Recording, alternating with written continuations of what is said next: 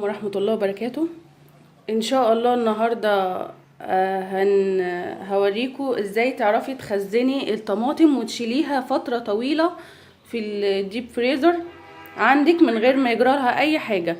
انا جبت هنا كمية طماطم زي ما انت عايزة بقى، بتجيبي الكمية، ممكن تجيبي مثلا 10 كيلو 15 كيلو، هي الايام دي رخيصة، الكيلو فيها يعني ال4 ب10، فممكن تجيبي كمية كويسة وتفضي درج في الديب فريزر عندك وتعملي اللي انا هقولك عليه وبعدين تشيليها فيه.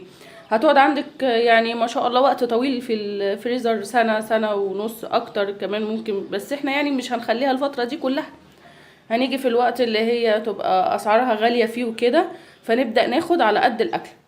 وكمان هقولك تقدري تخزنيها ازاي للمحشي. هاخد بقى الطماطم دلوقتي وهغسل الكمية دي واشيل القمع اللي فيها الاخضر ده وهوريكم ان شاء الله. ان شاء الله انا غسلت كده كمية الطماطم اللي انا هعملها دي، كمية دي 4 كيلو، دول 4 كيلو. انا هعملهم دلوقتي لحد ما ايه يعني بوريكم الفكرة، لحد ما اجيب ان شاء الله تاني واعمل. ايه اللي خلاني اخزن الطماطم دلوقتي؟ الطماطم طعمها مسكر، غير الطماطم اللي بتبقى حادقة شوية كده وبتحسيها لما بتعملي بيها الاكل او بتطبخي بيها بتلاقي طعمها اللي هو بيقولوا عليه مزز او حادق. فان شاء الله احنا هنعمل من الطماطم الحلوة دي وبعدين هنستعمل اللي بتتباع ونخلي دول عندنا في الوقت اللي بتيجي فيه اسعار الطماطم عالية وكده. هنعمل مع بعض كده. هنشيل الاول، هنقطع نصين كده، النص بقى اللي هو فيه القمع ده لازم تشيليها كده. بصوا في حتت مثلا فيها حاجة زي كده، كل الحاجات دي لازم تتشيل،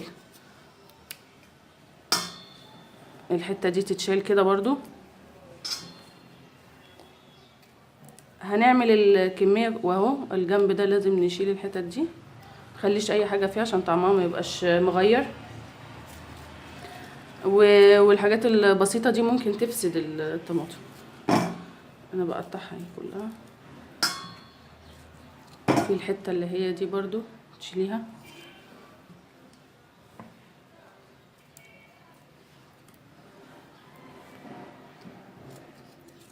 هخلص الكمية ان شاء الله كلها وارجع لكم تاني باذن الله. ان شاء الله دي كمية الطماطم بعد ما نضفتها وشلت الحاجات اللي فيها اللي هي بتبقى مش كويسة، واي حاجة فيها بايظة وكده لازم تشيلوها. هنبدأ بقى في الخطوة التانية ان احنا هنحطها في حلة او طنجرة زي ما اخواتنا المغاربة بيقولوا، زي نانا حبيبتي من المغرب ربنا يبارك لها، هما بيقولوا كده. فان شاء الله هنحطها في الحلة وبعدين هنسيبها تغلي فيها لمدة ساعة وشوية، يعني ساعة ساعة وربع كده. كده الطماطم بتاعتنا واحنا لسه بنكمل سواها، انا حبيت اوريكم بس وهي في نص مراحل السوا بتاعتها. ان شاء الله انا ما حطيتها على النار، ما حطيتش عليها ميه، هي بتنزل ميتها وبتغلي كده في بعض. وان شاء الله اوريها لكم بعد شويه كمان. يعني انا حطيتها حوالي ساعه الاول، ولعت عليها النار عاليه حوالي ساعه الا ربع، النار كانت عاليه اول ربع ساعه وبعدين هديت عليها النار، ودلوقتي هرجعها تاني على البوتاجاز تفضل تغلي شويه كده. خلاص الطماطم اهي بتاعتنا انا قفلت عليها، هسيبها لما تبرد خالص خالص وبعدين هضربها في الخلاط او اللي عنده هاند بلندر برضو بيضربها بيه، وهوريكم الخطوات بعد كده ان شاء الله واحنا شغالين فيها. كده ان شاء الله انا خلصت كمية الطماطم اللي عندنا وضربتها في الخلاط او زي ما قلت لكم بالهاند بلندر، وبعدين هنجيبها بقى هنصفيها. وجبت اكياس هنصفيها ونحطها في الاكياس دي على حسب المقدار اللي احنا عايزينه، وهنحطها في الديب فريزر. وان شاء الله هناخد كمية كده كويسة.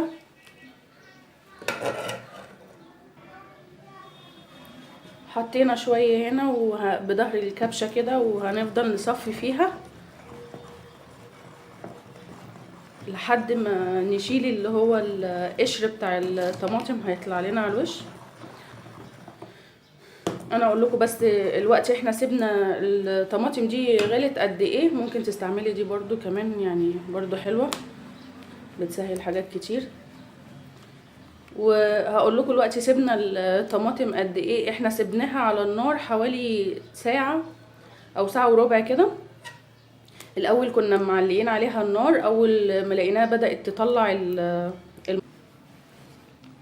هنا احنا اهو لسه بنكمل تصفيه الطماطم. شايفين بتنزل تحت، تبقى كويسه وصافيه بقى، ما فيهاش قشر ولا حاجه. كنت عايزه اقولك ازاي تشيليها للمحشي.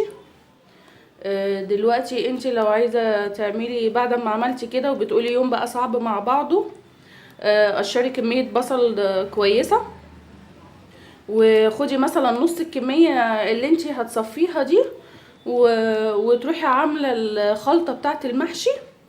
بس طبعا لما بتحفظيها ما بتحطيش عليها اي توابل، لا ملح ولا فلفل اسود ولا توابل خالص، ولا البهارات ولا اي حاجه.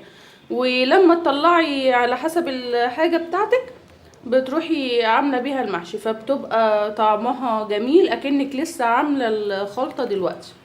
وبتسهل عليكي وقت طويل. يعني انت لو هتعملي كرومب ولا حاجه، يبقى مثلا هو سلق الكرومب، هتعملي توضيبه مثلا، البتنجان هتقوريه وخلاص، فهتسهل عليكي وقت طويل قوي.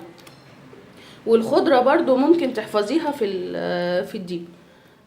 برضو بتجيبيها وتغسليها وتقطعيها حتت صغيره، وبعدين بتروحي مقطعاها وحطها في اكياس على قد يعني الاكله اللي انت هتطلعي فيه.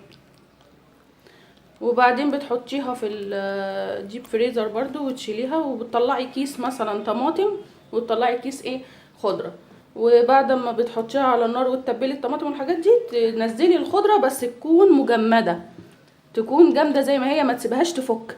لما هتفك لونها هيغير وهتلاقيها عامله زي اكنها قلبت زي الميه، فمش هتحبيها ويبقى طعمها مش ظريف يعني. فان شاء الله اوريكم بقى لما نشيلها في الاكياس الكميه بتاعتنا باذن الله. دول بقى انا هعبيهم الاول في الاكياس وبعدين هكمل تصفيه الباقي. فما شاء الله الكميه حلوه ومش متهدر منها كتير. ادي الكيس اللي جبناه، هعمله كده واروح حاطاه في ايدي لو مش عايزه. وتبداي تحطي بالكبشه كده المقدار اللي انت عايزاه.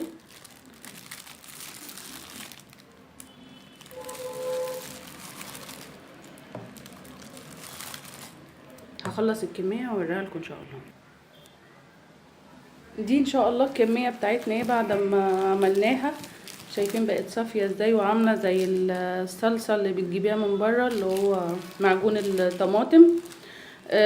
دول بقى الكميه دي اللي طلعت من 4 كيلو طماطم، او 3 كيلو ونص يعتبر، كنت واخده منهم شويه يعني. وعندي كمان حوالي يعني كيس صغير هستعمله بقى في الاكل دلوقتي. ان شاء الله دي بس الطريقه، وتقدري تجيبي كميه اكتر وتعملي وتشيلي في الديب فريزر. وبرضو زي ما قلتلك ممكن تاخدي منهم كيسين 3، تروحي عامله البصله للمحشي، وتسيبيهم برضو يتسبكوا معاها شويه، وتروحي برضو مكيساهم. يعني شوفي ممكن تعمليها كده او كده. لو عندك بقى كميه كبيره جايبه حوالي 20 كيلو ولا 30 كيلو، تقدري تعملي نصهم للاكل كده للطبخ، ونصهم التاني للمحشي. واستنوني ان شاء الله في فيديوهات تانية كتير. و... ولو واحدة بقى برضو عايزة تريح حماتها او مامتها وتجيب لها كمية كده وتعملها لها وتديها لها تشيلها عندها في الديب، فكده هيبقى برضو حاجة كويسة. وربنا يرحم حماتي وحمايا، الله يرحمهم ويحسن إليهم يا رب، هم وجميع أموات المسلمين. وربنا يدي الصحة لكل الناس الكبار الحلوة دي، ويشفي مرضانا ومرضى المسلمين، ويرحم موتانا وموتى المسلمين إن شاء الله. السلام عليكم ورحمة الله وبركاته.